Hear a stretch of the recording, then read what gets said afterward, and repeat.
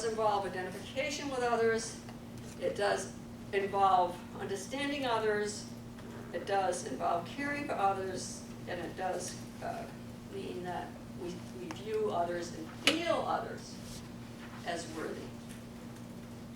And again, you can see how difficult this is. It's easy to talk about these things and say these things, but I'm thinking of the suffering all around the world. You can see the social policies and the ideologies that have such terrible, terrible effects on quality of life for most of us. We are here in the US, at least us in this room, have incredible privileges, but you don't have to go too far to see incredible suffering based on social policies and politicians and the general public who don't get it, who don't identify with these other people, who don't understand these other people, who apparently don't care for other people even though they think they do, but obviously they don't because they're allowing these situations to exist and not doing anything about it.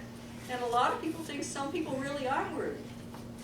You think about the stereotypes about people on welfare. You think about the stereotypes of poor people of color. Somehow they're not worthy, but we, you know, educated, middle-class, privileged people, somehow, magically, we are worthy. We're seeing things that aren't right, and therefore, you know, we want to do something about it. So what's the opposite of compassion? How do you know you're not being compassionate toward yourself or other people? So the opposite of compassion is perfectionism. So perfectionism is an impossible standard that we might put on other people or we might put on ourselves.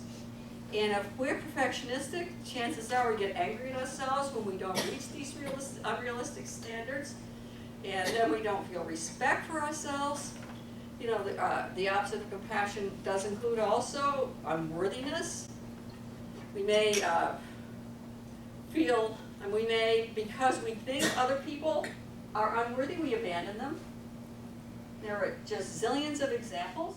And then we can neglect people if we think they're not worthy, if they're not living up to our own standards. We can dehumanize them. I mean, I've done research on violence, and I can't tell you how central the idea of dehumanization is when people do terrible things to other people. They stop seeing the other person as a human being.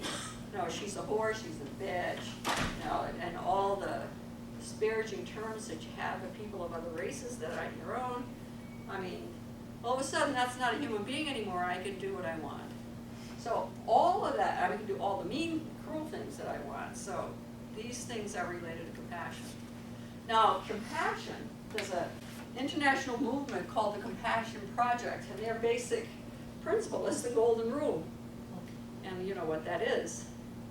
And philosophers forever have called this the greatest of the virtues.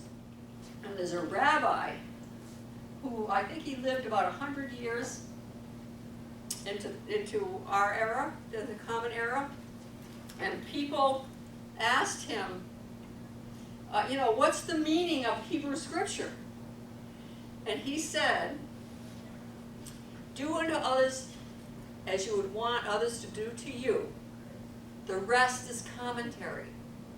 Everything else written in Scripture, everything else the philosophers have ever said is commentaries. One of the things about virtues that's very important is a virtue is kind of like a middle of the road, because if you go too far this way with compassion, you know, you don't have any boundaries, you're overflowing with emotion and falling all over people and pitying them and, you know, and patronizing them and being paternalistic, and you know, you're just being sloppy and ineffective.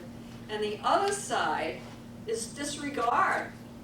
I don't care about you, I don't care what happens to you, you're not any good anyway, so I'm just going to let you rot, die. So that's the opposite side of the virtue of compassion, indifference. So what people internalize are not fairy tales.